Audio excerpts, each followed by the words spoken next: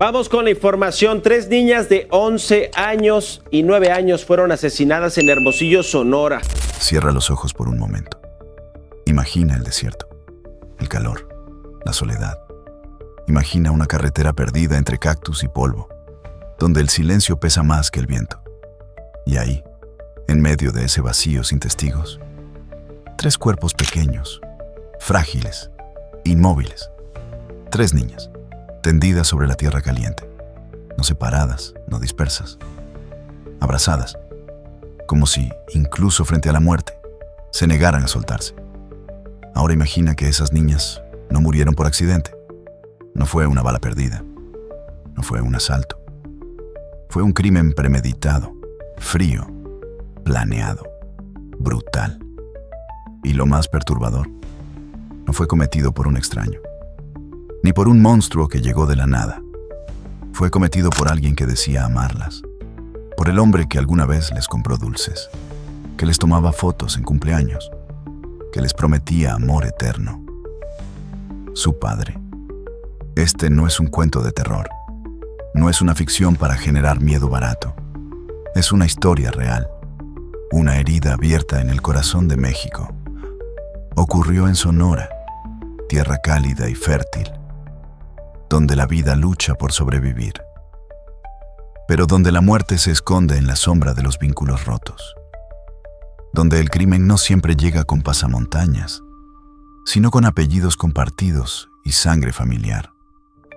Hoy vas a conocer la historia de Meredith, Medellín y Carla. 3 niñas con sueños, con mochilas escolares, con risas aún frescas en el aire. 3 niñas que fueron apagadas como velas en una tormenta. 3 hermanas que murieron juntas, aferradas en un abrazo que ni el fuego, ni las balas, ni el olvido pudieron romper. Y también conocerás a su madre, una mujer joven, llena de esperanza, que solo cometió un error: amar al hombre equivocado. Creer que el amor era suficiente para curar la oscuridad de alguien y pagar ese error con la vida. Prepárate, porque lo que estás a punto de escuchar no es solo un crimen, es una advertencia, un espejo y una pregunta que arde como el desierto. ¿Estamos haciendo lo suficiente para proteger a quienes no pueden defenderse? Antes de seguir, quiero hacerte una pregunta directa. ¿Qué puede llevar a una persona a asesinar a sus propios hijos? Déjalo en los comentarios. Tu opinión podría abrirle los ojos a alguien más. El 4 de julio de 2025, el calor en Hermosillo era insoportable. Una patrulla recorría la carretera 36 Norte, un tramo árido, casi sin tránsito, rodeado por matorrales secos y una tierra que parece tragarlo todo. Hasta que un oficial notó algo que no cuadraba, un bulto, a unos metros del asfalto, y el infierno comenzó. Era el cuerpo de una mujer joven, rostro desfigurado, múltiples heridas y señales claras de violencia física extrema. Había sido arrojada como basura, como si su vida no valiera ni el esfuerzo de un entierro, sin documentos, sin identificación visible, pero con algo imposible de ignorar: una pulsera infantil rota, enredada en su muñeca. Ese detalle cambió todo. 24 horas más tarde, 3 cuerpos más fueron encontrados, en el mismo tramo de carretera. Esta vez eran niñas. 3 pequeñas, tendidas en la tierra caliente, abrazadas entre sí como si supieran que el mundo las había abandonado juntas. Estaban en estado de descomposición avanzada, lo que indicaba que llevaban al menos un par de días muertas. Pero lo peor no era eso. Era lo que los peritos forenses encontraron en sus pequeños cuerpos: hematomas, golpes, posibles signos de tortura y un detalle que desgarró a los investigadores. Una de ellas tenía aún restos de lágrimas secas bajo los párpados. Sí, lloró hasta el final. Las autoridades no tardaron en catalogar el caso como un crimen atroz. Pero lo que nadie esperaba era que eso fuera solo la punta del iceberg. Una historia de terror, negligencia, vínculos rotos y una verdad que muchos no querían mirar. Porque cuando el asesino no es un monstruo de película, sino alguien con rostro conocido, el horror ya no está lejos. Está en casa. Si este crimen te impacta tanto como a nosotros, suscríbete, deja tu like y comparte este video. Ayúdanos a que esta historia no quede enterrada en el desierto como ellas. Merecen justicia y tú puedes ser parte de eso. No era una criminal, no era una mujer descuidada, no era una irresponsable, era una madre. Una mujer joven, fuerte, de mirada noble, que trabajaba largas horas para alimentar a sus hijas y aún así llegaba a casa con una sonrisa en el rostro. Quienes la conocieron dicen que hablaba mucho de sus pequeñas. Mis niñas son mi mundo. Eso repetía una y otra vez. Era madre soltera, pero no estaba sola. Tenía 3 razones para luchar: Meredith, Madeline y Carla. Y también tenía un enemigo, uno que dormía junto a ella cada noche. Vivía con un hombre que, al principio, parecía tranquilo, reservado, amable. Pero con el tiempo, fue mostrando un rostro que muchos prefieren olvidar. Frío, controlador, volátil. Un hombre que no necesitaba gritar para infundir miedo, porque bastaba su mirada para paralizar. Vecinos lo describen como alguien raro, distante, impredecible. Ella, sin embargo, lo defendía. Solo tiene mal carácter, decía. No sabe expresar sus emociones. Pero en el fondo, tenía miedo. Miedo de provocar una reacción, miedo de llevar la contraria, miedo de irse, y que eso le costara caro. Y los signos estaban ahí, solo que nadie los quiso ver a tiempo. Empezó a cambiar.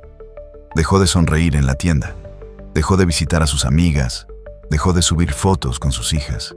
Su voz se volvió más baja, su cuerpo más tenso, su vida más silenciosa. A veces el peligro no se anuncia con gritos, a veces simplemente te va apagando, hasta que ya no estás. Y un día, ella desapareció. Y con ella, 3 pequeñas que nunca debieron pagar por los errores de un adulto. Porque esta historia no es solo sobre un crimen, es sobre el silencio que lo permitió. Sobre una mujer que quiso salvar a su familia y terminó siendo silenciada por quien decía amarla. El rostro del horror no siempre es el de un desconocido. A veces es alguien que conoce el segundo nombre de tus hijas, que sabe a qué le tienen miedo, qué canción cantan antes de dormir y que, sin embargo, es capaz de quitárselas todo. El principal sospechoso de este crimen no fue difícil de ubicar. No huyó, no cambió de identidad, simplemente se quedó ahí, como si nada hubiese pasado, como si el infierno no lo hubiera tocado. Era la pareja sentimental de la madre, y más que eso, era el padre de las 3 niñas, un hombre con antecedentes turbios, con una fachada de hombre común, pero una vida secreta entre sombras, dinero sucio y amenazas. Según la fiscalía, tenía vínculos con un grupo criminal que opera en Hermosillo. Su nombre aparecía en varias investigaciones ligadas al tráfico de drogas, lavado de dinero y extorsiones. Pero lo que pocos sabían es que su principal forma de control no era con armas, era con miedo. Un miedo silencioso que se respiraba en casa. Un poder tóxico, cotidiano, que lo convertía en juez, verdugo y prisión a la vez. Controlaba a su pareja con amenazas, manipulaba a las niñas con chantajes, y cuando alguien intentaba alejarse, reaccionaba con violencia. La gran pregunta es, ¿por qué las mató? ¿Fue un acto de castigo hacia la madre por querer irse? ¿Un mensaje para otros dentro del cartel? ¿O fue simplemente el desahogo de un alma completamente podrida, incapaz de ver a sus hijas como seres humanos y no como propiedad? La fiscalía aún investiga el móvil exacto. Pero lo que es evidente es esto. ese hombre no solo mató a su familia, mató su propio futuro, su apellido, su sangre, su legado. Y dejó tras de sí una pregunta que quema: ¿cuántos más como él viven entre nosotros sin que nadie se atreva a denunciarlos? Porque a veces el mayor enemigo no llega desde afuera, nace dentro del hogar. Antes de continuar, piensa en esto. ¿Qué harías si supieras que alguien cercano a ti vive una situación similar? Déjalo en los comentarios. Tu voz puede salvar una vida. Era martes 2 de julio, un día cualquiera para muchos, pero para ellas sería el último. Los vecinos recuerdan haberlas visto esa tarde. La madre llevaba una mochila colgada al hombro. Las niñas salieron con coletas, risas y sandalias. Subieron a un coche blanco con los vidrios polarizados. Iban juntas, iban confiadas, iban vivas. Uno de los vecinos, el último en verlas con vida, dice que escuchó a una de las niñas gritar desde la ventanilla: «Mamá, se me olvidó el dibujo». Y todos se rieron, porque parecía un viaje más, una salida común, una familia más saliendo al atardecer. Nadie imaginó que esa escena tierna sería la última.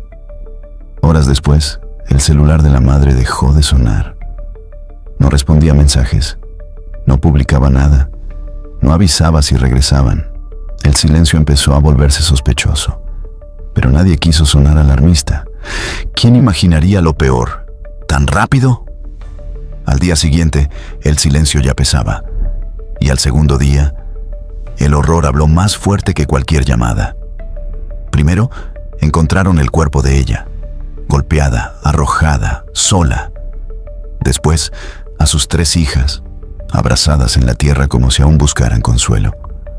Entraron al auto como familia, salieron del desierto como víctimas. Y ahí surge otra pregunta aún más desgarradora. ¿En qué momento se dieron cuenta de que no volverían a casa?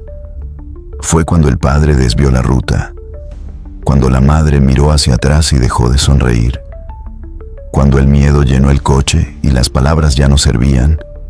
Ese día no solo las mataron físicamente, les mataron la infancia, la inocencia, la esperanza.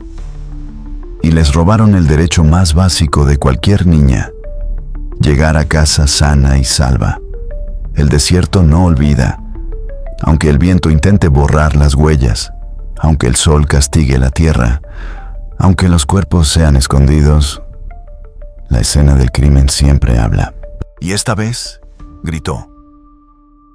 El lugar del hallazgo estaba a pocos metros de la carretera 36 Norte, entre matorrales y polvo caliente.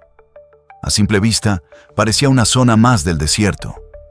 Pero la tierra no mentía. Había marcas de neumáticos recientes, claramente visibles en el terreno seco. Los surcos eran profundos, como si alguien hubiera frenado bruscamente o cargado algo muy pesado. Muy cerca, colillas de cigarro aún frescas, algunas apenas consumidas hasta la mitad. ¿Nervios? ¿Tiempo de espera? ¿Testigos indirectos? Y es ahí donde lo macabro comenzó a revelarse. Junto a un arbusto seco, los peritos encontraron restos de cinta negra industrial, cortada a la fuerza, posiblemente usada para inmovilizar o para silenciar, porque a veces la cinta adhesiva no es solo una herramienta, es una mordaza. Y luego, las manchas. Rastros de sangre. No en un solo punto, sino en 2 lugares diferentes. Eso indicaba movimiento. Eso sugería que las víctimas no fueron ejecutadas en un instante, sino que hubo desplazamiento y probablemente resistencia. Pero el dato más escalofriante no vino de la tierra. Vino del análisis forense de los cuerpos. Las niñas no murieron al instante. Una o más de ellas agonizó. Eso significa que hubo tiempo. Tiempo para sentir el miedo. Tiempo para ver a sus hermanas sufrir. Tiempo para entender que nadie vendría a rescatarlas. Y aún así, se abrazaron. En sus últimas horas, cuando el aire ya era escaso. Cuando el calor quemaba la piel y el dolor atravesaba los huesos. Esas niñas eligieron mantenerse unidas. No pelearon entre sí. No se soltaron. Se abrazaron, como si supieran que el infierno estaba ahí. Pero que el amor entre hermanas podía, al menos por un momento, resistirlo. ¿Te imaginas ese dolor? Sentir que te estás yendo mientras escuchas a tu hermana pequeña llorar junto a ti. Esta escena no necesita música de fondo, ni dramatización. Solo necesita memoria, porque olvidar este nivel de crueldad sería cometer otro crimen. El infierno que dejó atrás tenía nombres, edades y rostros. Pero él no derramó ni una lágrima. Apenas 72 horas después del hallazgo de los cuerpos, el presunto asesino fue localizado. No huyó a otro estado. No se escondió en montañas. No intentó cambiar de identidad. Estaba en casa de su madre, sentado en una silla de plástico, afeitado, con ropa limpia, comiendo como si nada, como si no hubiera enterrado su propia sangre bajo la tierra caliente del desierto. Cuando los agentes entraron, no puso resistencia. No gritó, no preguntó por qué. Solo levantó las manos y se dejó esposar. Durante el interrogatorio, la expectativa era alta. Confesaría, se justificaría, rompería en llanto, pero número. No dijo ni una sola palabra, ni una frase, ni una emoción. El ambiente en la fiscalía se volvió gélido. Uno de los oficiales describió el momento así. Fue como mirar a un pozo sin fondo. No había remordimiento, ni confusión, ni alma. Los investigadores intentaron provocarlo. Mencionaron a sus hijas por nombre. Le mostraron fotos familiares. Le hablaron de su esposa. Nada. Solo una mirada vacía. Una calma perturbadora. Como si todo lo ocurrido fuera parte de un plan calculado. O peor aún, como si no le importara en absoluto. Y entonces habló su madre. Una mujer mayor, con la voz temblorosa, sin saber si proteger o entregarlo. Dijo: yo sabía que algo andaba mal, pero no imaginé esto. ¿Pero qué es algo? ¿Un gesto extraño? ¿Una mirada perdida? ¿Un grito ahogado detrás de una puerta? Tal vez lo supo, tal vez lo sospechó, pero no actuó. Y en esa omisión se selló la tragedia. Porque a veces el silencio no solo acompaña el crimen, lo permite. Cuando se supo la verdad, México no guardó silencio. Esta vez, el dolor no quedó encerrado en una carpeta judicial ni perdido en un rincón de noticiero. Estalló. La indignación fue inmediata. Las redes sociales se encendieron con un grito colectivo. Justicia para Meredith, Medellín y Carla. Las calles se llenaron de flores, cruces, peluches, cartas y veladoras. Rostros de niñas sonrientes ahora decoraban murales llenos de rabia. Sus nombres fueron tatuados en pancartas, en camisetas, en gargantas que ya no temen gritar. No fue un caso más, fue el límite. Colectivos feministas salieron de nuevo, pero esta vez no marchaban solas. Las acompañaban madres, padres, maestros, jóvenes, abuelas, el país entero. Y lo dijeron claro. No fue un crimen pasional. No fue un arrebato de ira. Fue un feminicidio múltiple. Y fue infantil. Y fue doméstico. Y fue evitable porque la violencia que ocurre entre paredes no deja manchas en la calle, pero deja huérfanos, deja tumbas, deja traumas eternos. El gobernador de Sonora ofreció declaraciones. Dijo que el caso no quedaría impune, que los responsables pagarían con todo el peso de la ley. La presidenta también habló. Condenó el acto, calificándolo como abominable y dolorosamente simbólico. Y prometió reforzar los sistemas de prevención. Pero la gente ya no quiere promesas. No quieren minutos de silencio que se repiten cada mes, ni condolencias que suenan como discursos vacíos. Quieren garantías. Quieren que sus hijos regresen vivos del colegio, que sus hijas no desaparezcan de la noche a la mañana, Que el hogar deje de ser una trampa mortal disfrazada de familia. Porque los mexicanos ya están hartos de velas, de altares, de abrazos post-mortem. Quieren abrazar en vida y asegurarse de que ese abrazo no sea el último. Antes de continuar, déjame preguntarte algo directo. ¿Crees que la violencia familiar se puede prevenir si actuamos a tiempo? Cuéntanos tu opinión en los comentarios. Tus palabras pueden ser el eco que alguien necesita escuchar. Porque este crimen no comenzó en el desierto, ni empezó cuando las niñas subieron al coche, ni cuando el padre tomó la decisión final. Comenzó mucho antes. Comenzó en los gritos que los vecinos escuchaban, pero que aprendieron a ignorar como si fueran parte del paisaje. Gritos que venían del fondo de la casa, de madrugada, ahogados, interrumpidos. Y aunque a algunos les helaba la sangre, nadie llamó. Nadie tocó la puerta. Nadie intervino. Comenzó en los silencios de la madre cuando alguien le preguntaba cómo estaba. Ella sonreía con los labios, pero no con los ojos. Su cuerpo hablaba más que sus palabras. Se notaba cansada, se notaba tensa, se notaba rota. Pero todos pensaban que así era ella. Y siguieron con sus vidas. Comenzó en las veces que ella pidió ayuda. Tal vez no con una denuncia formal, pero con frases como: él no es así, solo se pone mal a veces. No me deja salir, pero es porque me cuida. No me deja tener redes, pero no pasa nada. Comenzó en las denuncias no atendidas, porque sí, hubo reportes. Pequeños, aislados, considerados familiares. Nada urgente, nada prioritario. Y como muchos otros casos, quedaron archivados, guardados, enterrados, como ahora están ellas. El crimen no fue solo suyo, fue también del sistema, de la sociedad, de quienes pudieron actuar y eligieron mirar hacia otro lado. Y tal vez eso es lo más criminal de todo. No solo que murieran, sino que nadie creyó que podían morir.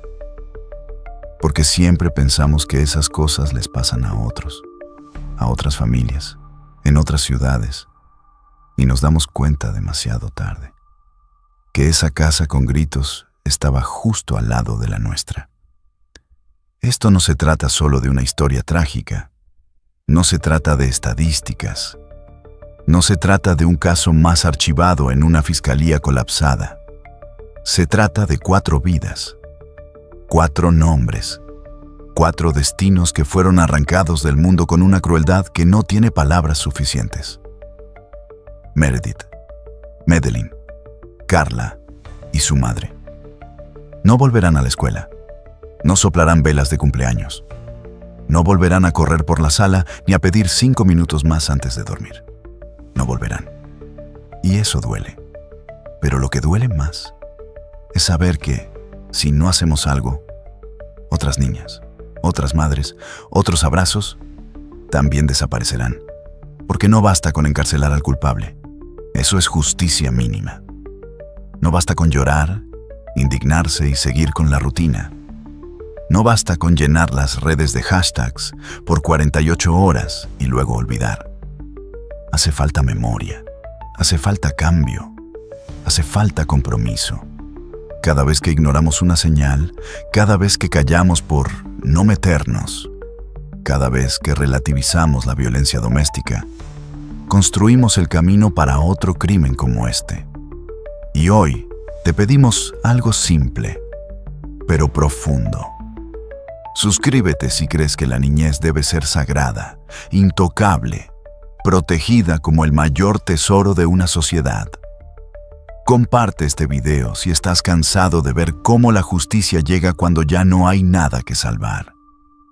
Y deja un comentario si tú también crees que en México, en Latinoamérica, en cualquier rincón del mundo, ningún abrazo debería terminar con un crimen. Porque aunque ellas ya no estén, su historia sí puede quedarse y puede salvar a otras. Haz que no murieran en vano. Haz que el eco de sus nombres no se apague. haz que este abrazo sea el último que el infierno intente arrancar.